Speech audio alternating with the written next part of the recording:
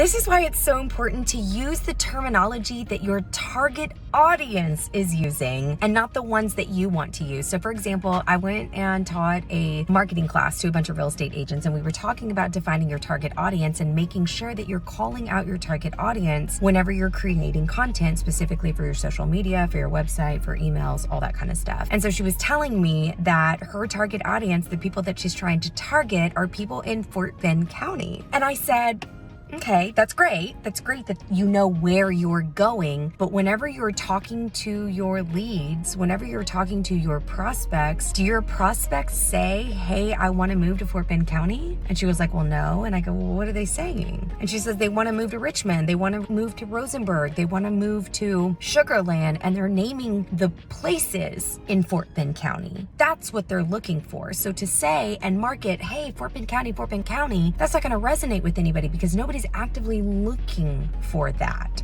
Really important that you start using the terminology that your target audience is using because they're going to be much more inclined to actually listen to what you have to say.